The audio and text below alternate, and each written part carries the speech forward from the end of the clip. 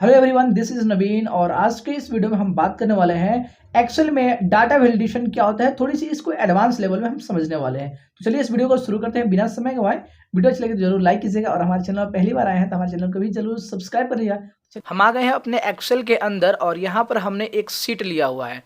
यहाँ पर हमने एम्प्लॉय आईडी लिखा हुआ है, मोबाइल नंबर और नेम हमने यहाँ पे दिया हुआ है। अब आपसे हम बोलते हैं एम्प्लॉय आईडी यहाँ पे लिखने के लिए। तो हो सकता है आपकी कि आप एम्प्लॉय आईडी बना रहे हैं तो उसमें कोई वैल्यू डुप्लीकेट कर जाए। ठीक है, जैसे मैं यहाँ पे लिख देता हूँ NSG003, मैं यहाँ पे लिख दिया। अब यहाँ पर कुछ भी नाम मैं लिख देता हूँ, यहाँ पे XYZ कुछ भी लिखता हूँ। तो आप देख सकते हैं ये मोहन का भी यूनिक आईडी है। ठीक है, और ये इसका भी जो है यूनिक आईडी ये सेम है।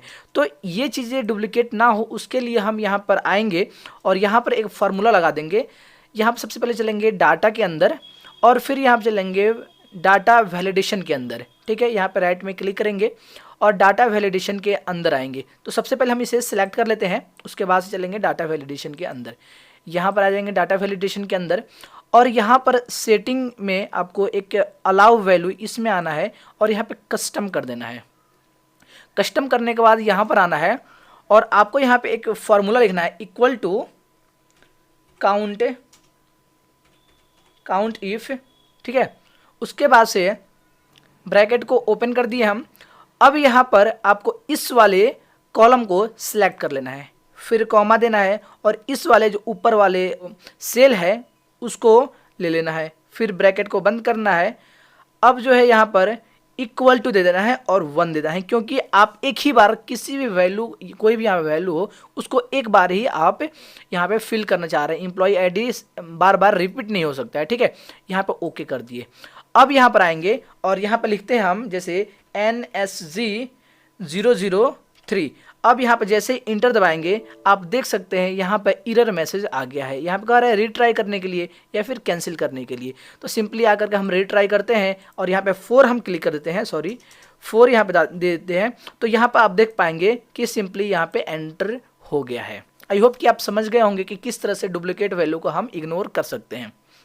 अगली यहाँ पर बात करते हैं कि यहाँ पे नेम में, यहाँ पर जैसे यहाँ पर आते हैं हम, यहाँ पे कोई जैसे नंबर दे देते हैं। आप देख सकते हैं कि ये आराम से ले रहा है, लेकिन कोई नेम मतलब डिजिट के फॉर्म में तो नहीं हो सकता है। तो यहाँ पर आएंगे और इस तरह से आपको यहाँ फिल्टर लगा देंगे कि सिर्फ यहाँ पे आप टेक्स्ट ही लिख पाएँ। तो इसके लिए हम क्या करेंगे, चलते हैं इसको सिलेक्ट करते हैं सबसे पहले, फिर हम डाटा के अंदर आएंगे, डाटा टूल्स में आकर के डाटा वैलिडेशन पे क्लिक करेंगे। डाटा वैलिडेशन के अंदर जाएंगे और यहाँ पे जो अलाउ के अंदर है इसमें आएंगे और कस्टम पे क्लिक करेंगे।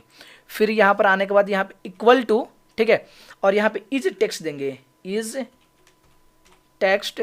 फिर यहाँ पे ब्रैकेट को ओपन करेंगे और यहाँ पर एक सेल को सिलेक्ट कर लेंगे, फिर इसे क्लोज करके ओके कर देंगे।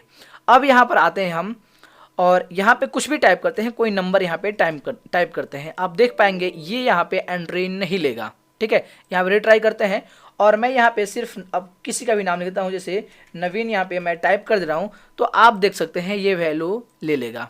आई थिंक कि आप ये भी चीज़ समझ गए कि किस तरह से टेक्स्ट वगैरह ऐड करते हैं। ठीक है, अगली हम बात कर लेते हैं यहाँ पे कि यदि आपको कोई नंबर यहाँ पे लिखना है तो यहाँ पे जैसे इंडिया में आप रह रहे हैं तो इंडिया के नंबर 10 डिजिट के होते हैं, ये सबको पता है। लेकिन यहाँ पर कोई आता है और यहाँ पे 4 डिजिट का कोई अपना मोबाइल नंबर लिख के चला जाता है, या फिर हो सकता है यहाँ पे कोई 11 डिजिट का मोबाइल नंबर लिख के चला जाता है। अपना सीट चेक करेंगे तो उस समय देखेंगे कि ये यहाँ पे गलत हो गया है। तो इस चीज़ से बचने के लिए यहाँ पर आएंगे और यहाँ पर भी एक फ़िल्टर लगा देंगे। तो सबसे पहले इस कॉलम को हम सेलेक्ट कर लेंगे, फिर जाएंगे डाटा वैलिडेशन के अंदर, यहाँ पर डाटा वैलिडेशन पर क्लिक करेंगे। अब यहाँ पे सेटिंग के अंदर अलाउ में आएंगे, अलाउ में आकर के कस्टम पे क्लिक करेंगे। यहाँ पर टाइप करेंगे इक्वल टू LEN, फिर ब्रैकेट ओपन। ठीक है, अब यहाँ पर आपको कोई सिलेक्ट कर लेना है सेल को। ठीक है, फिर बंद कर देंगे और यहाँ पे इक्वल टू 10, क्योंकि हम यहाँ पे 10 डिजिट मोबाइल नंबर होता है, मोबाइल नंबर में लिखा है तो 10 डिजिट आपके हो सकता है, कुछ और नंबर हो तो यहाँ पे आ करके आप चेंज कर सकते हैं। 10 की जगह 5, 5, 7, 8 कुछ भी आप यहाँ पे चाहे तो रख सकते हैं। फिर मैं यहाँ पे ओके करूँगा। अब यहाँ पर आ करके आप 5 डिजिट का कोई भी नंबर लिखते हैं तो यहाँ पर आपको एक पॉपअप मैसेज आ जाएगा। ठीक है, अब रीट्राई करते हैं यहाँ पर। अब आते हैं यहाँ पे कोई नंबर लिखते हैं,